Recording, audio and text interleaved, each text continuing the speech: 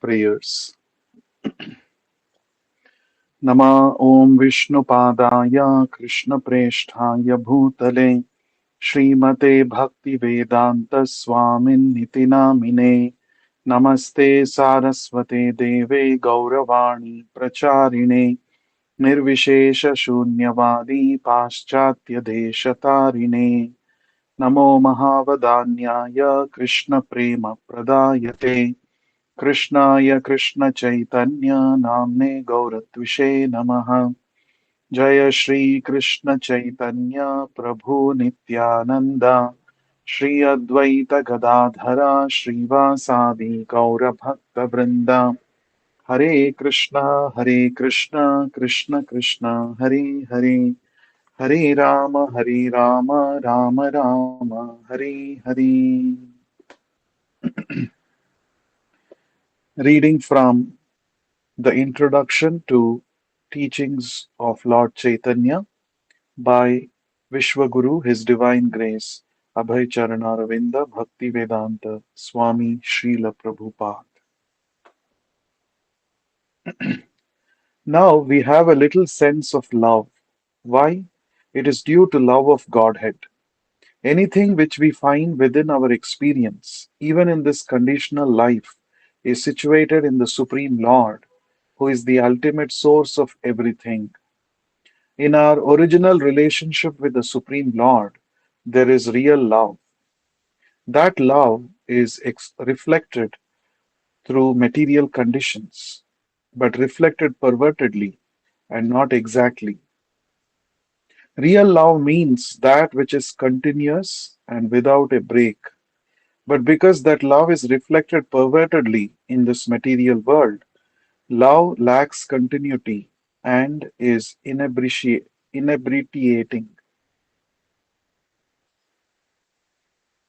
Real love means that which is continuous and without a break, but because that love is reflected pervertedly in this material world, love lacks continuity and is inebriating. If we want real transcendental love, then we have to transfer our love to the supreme lovable object, Krishna, the Supreme Personality of Godhead. This is the whole basic principle of Krishna consciousness. In material consciousness, we are trying to love that which is not at all lovable. We are giving our love to dogs, to cats, with the risk that if we love cats and dogs too much, at the time of our death, we may be fixed in thinking of them and therefore take our next birth in a family of cats or dogs. Everything without love of Krishna leads downward.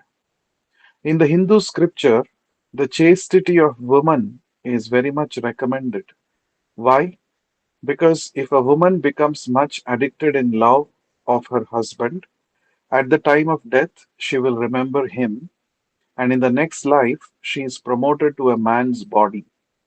Man's life is better than woman's because a man has better facility for understanding spiritual science. But Krishna consciousness is so nice that it makes no distinction between man and woman. In the Bhagavad Gita, you will find if somebody, even if he is born in a low family, even a woman or a Shudra or a Vaishya, anyone who takes shelter of me is sure to achieve my association. That is guaranteed. And Krishna says that if these people can achieve the highest perfection of life, then why not the real Brahmins, devotees, and saintly kings? They are sure to achieve the highest perfection. Chaitanya Mahaprabhu gave us information. First of all, you must know that in every country or every scripture there is some hint of love of Godhead. But nobody knows what love of Godhead actually is. That is the distinction between other scriptures and the Vedic scriptures. The others have some idea of love of God, but regarding how to love Godhead and what is Godhead, they have no idea. They promote official love of Godhead. But here, Chaitanya Mahaprabhu gives a practical demonstration of how to love God in a conjugal relationship. Chaitanya Mahaprabhu takes the part of Radharani and tries to love Krishna as Radharani loved him. Krishna could not understand how does Radharani give me such pleasure. So in order to study Radharani, her life, Krishna lived her role and tried to understand himself. This is the secret of Lord Chaitanya's incarnation. That is explained in the next verse. This verse says, I offer my respectful obeisances unto the Supreme Lord, who is absorbed in the modes of Radharani's thought. He is Krishna, but he has taken the mode of Radharani to show how to love Krishna. And what is Radha Krishna? Radha Krishna is the exchange of love. And what is that love? That this is not ordinary love. Krishna has immense potencies, of which three are principal: internal, external, and marginal potency. In the internal potency, there are three divisions: Samvit, Ahladini, and Sandhini. The Ahladini potency is the pleasure potency. We must always know that we also have this pleasure seeking potency. We are all trying to have pleasure. This is the nature of the living entity. We are now trying to enjoy our pleasure potency in this material condition with this body by bodily contact. But do you think that Krishna, who is always spiritual, will also seek pleasure on this material plane? What nonsense this is! Krishna describes this place as non permanent and full of miseries. Do you think Krishna is going to seek pleasure in this material form? How is it possible? He is the super soul, he is the supreme spirit. How can he seek pleasure in matter?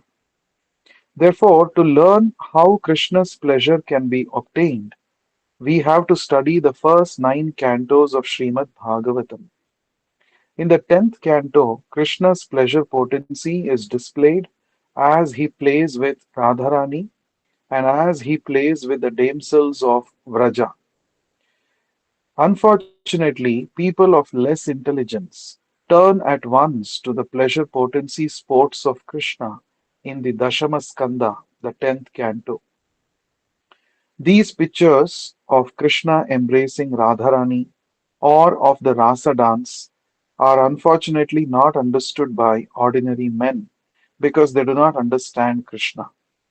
They will falsely understand that Krishna is like us, and just as we want to embrace a young girl, so he embraces the gopis. These people write books because they think that this is a kind of religion where we can indulge in sex and become religionists. This is called Prakrita Sahajiya, materialistic lust. One should understand what Krishna Radha, one should understand what Radha Krishna is. Radha and Krishna display the pleasure potency of the internal energy of Krishna. That pleasure potency of Krishna's internal energy is a most difficult subject matter unless one understands what Krishna is. Krishna cannot see any pleasure in this material world, but he has got that pleasure potency. Because we are part and parcel of Krishna, therefore that pleasure potency is within us also. But we are trying to exhibit that pleasure potency in matter, while Krishna does not.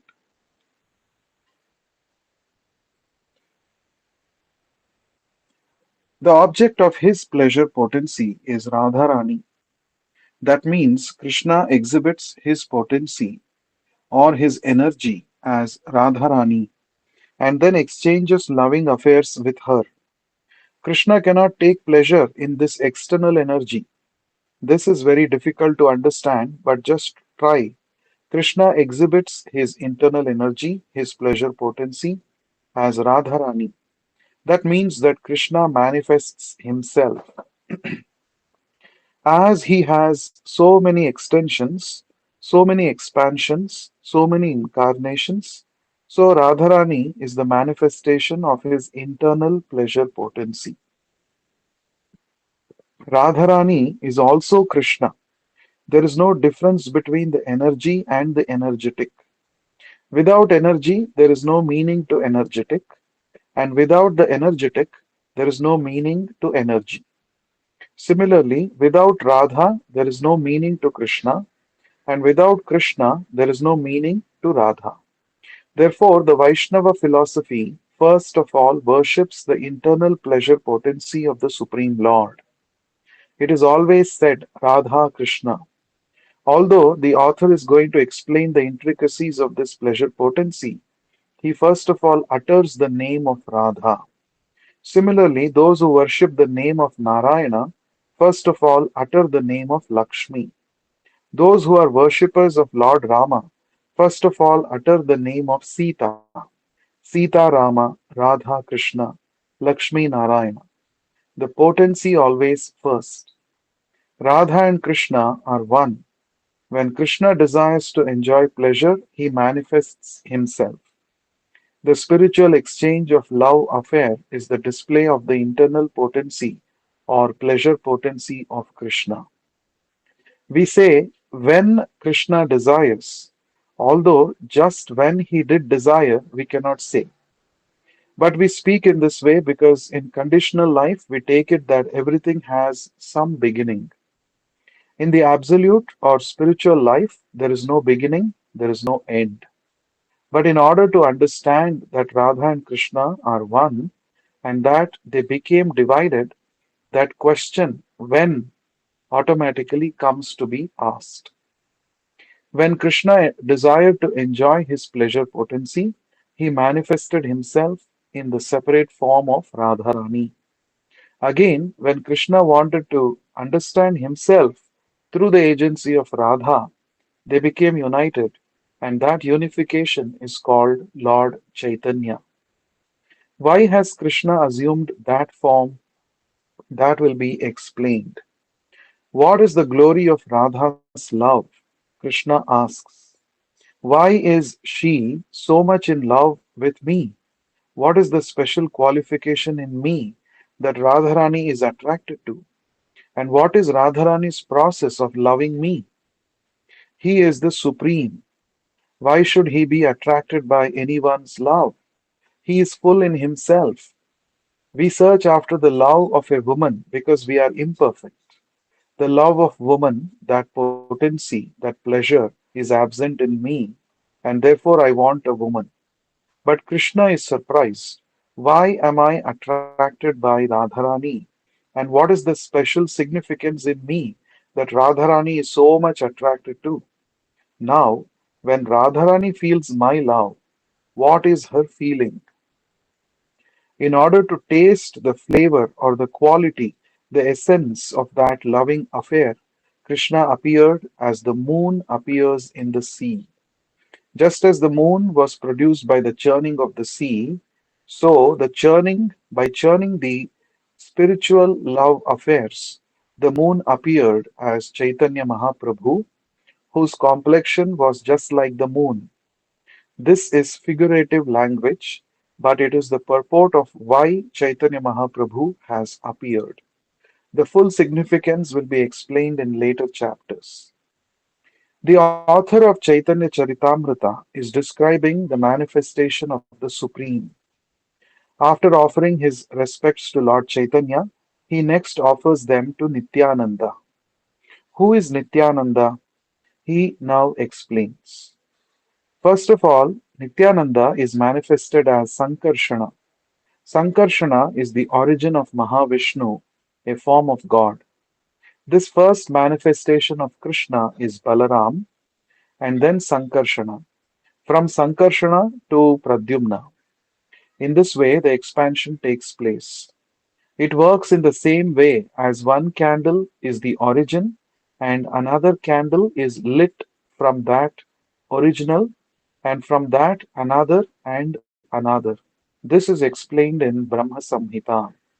The Supreme Lord Govinda is the original candle, and from that original candle, many thousands of candles, one after another, are expanded, and they are called Vishnu. Just as one candle after another makes a very nice exhibition of light, similarly, Krishna has expanded himself into so many lights, and we are also lights. We are smaller lights, while Vishnu is the bigger light. But they are all Krishna, all expansions. That Vishnu, when there is a need of material creation, expands himself as Mahavishnu, who lies down on the causal ocean.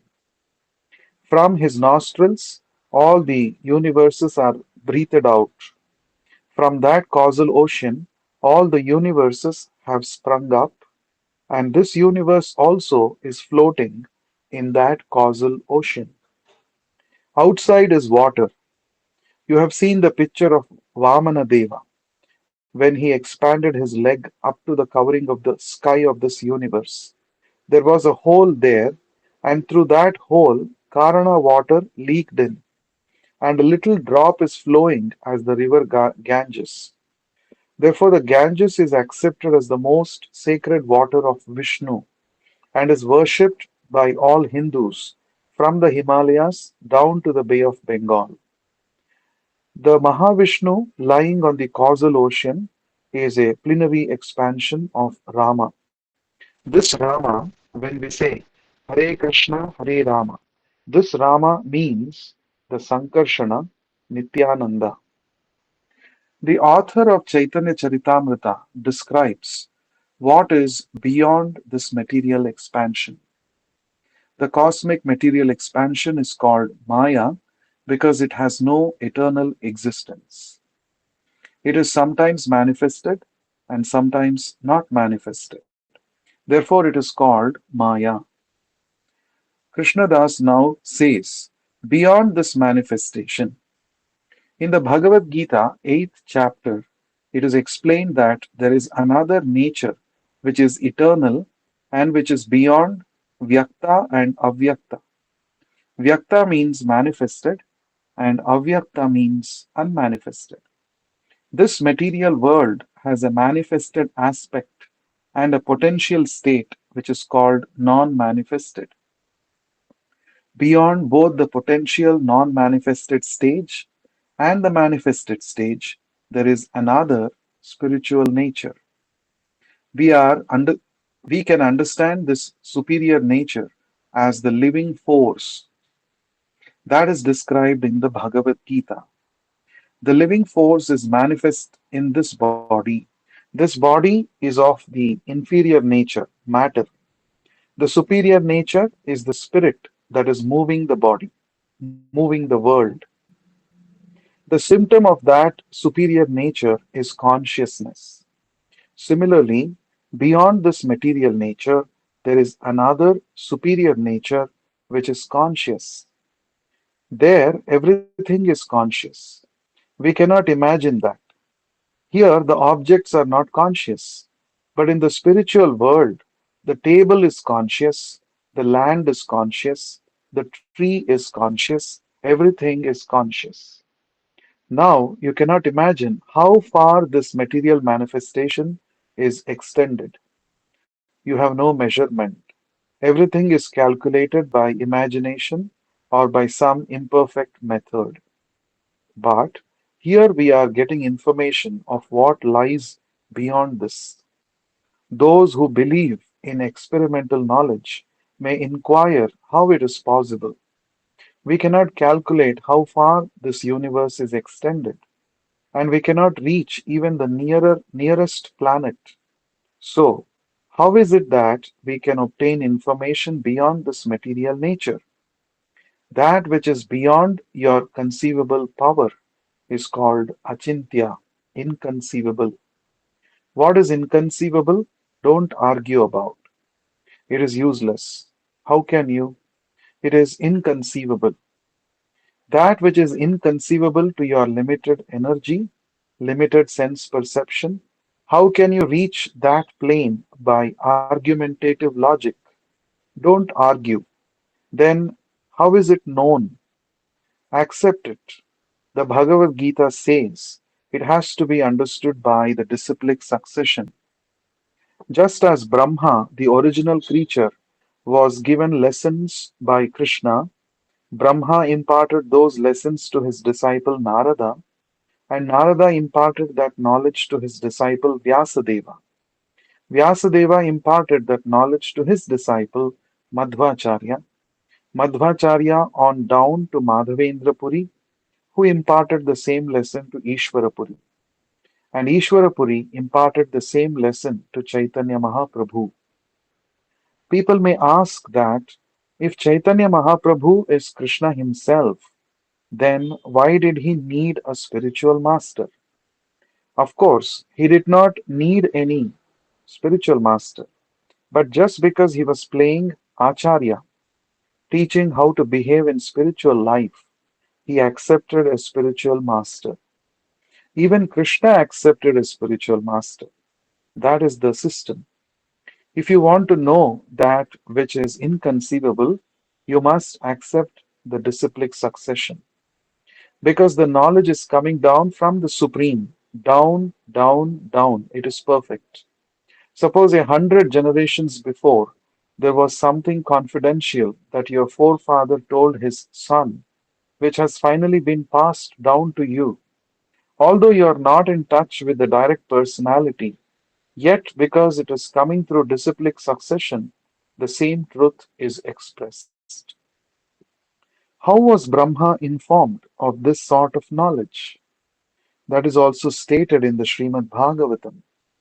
The original learned scholar is Brahma, and Krishna, the supreme absolute truth, the personality of Godhead, expressed transcendental knowledge into the heart of Brahma by the heart. So, two processes of knowledge exist. One process depends upon the Supreme Personality of Godhead as the Super Soul seated within you. He informs you, and he also expands himself as the spiritual master. The Guru also informs you. So, in both ways, from within and from without, the information is transmitted. We simply have to receive it. If we receive knowledge in this way, it doesn't matter that it is inconceivable. In the Bhagavatam, you will find much information about the Vaikuntha planetary systems, which are beyond the material universe. Just as with Chaitanya Charitamrita, the knowledge is there and you simply have to take it. But you have to receive it by the parampara system. You cannot approach the truth which is inconceivable to your experimental knowledge. It is not possible. We want to know everything by experimental knowledge. That is foolishness. It is not possible. According to the Vedic way, sound is evidence. Sound is very important in Vedic understanding. Sound is evidence if the sound is pure. In the material world also, you understand things thousands of miles away simply by sound vibration. As soon as you call by telephone or radio, there is sound. In San Francisco, 3,000 miles away, as soon as you receive the sound, Mr. Such and Such speaking, you understand. The evidence is sound. Where is the where is the informant? Is he standing there before you? No. But as soon as you hear the sound, you know. Sound is the most authoritative evidence. These things are received by sound vibration. We have the information that beyond this cosmic manifestation, there are the very extensive Vaikunthas. This material manifestation is only one fourth of the manifestation. There is not only this universe, but there are innumerable universes. Just as there are innumerable planets within this universe, so this is only one cosmos. There are innumerable universes. and all combined together, they are one fourth of the manifestation of the creation. The other three fourths of the manifestation is Vaikuntha Loka, the spiritual world. In that Vaikuntha Loka, every Narayana has his four expansions: Sankarshana, Pradyumna, Aniruddha, and Vasudeva. That Sankarshana is Nityananda. These universes surround the body of the Supreme, and Vishnu is master of this material nature.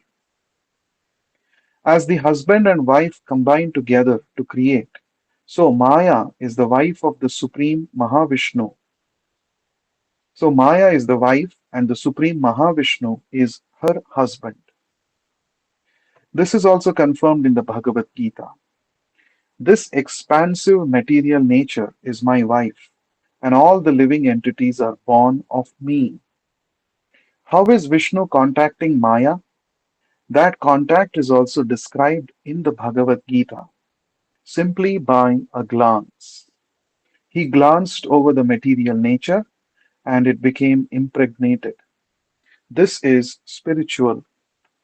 We must impregnate by a particular part of our body, but the Supreme Lord, Krishna or Vishnu, can impregnate any part by any part.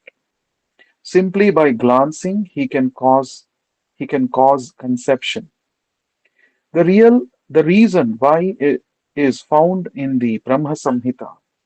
The spiritual body of the Supreme Lord is so powerful that any part can perform the duty of any other part. We can only touch with the hand, but Krishna can touch you by glancing. We can only see with the eyes.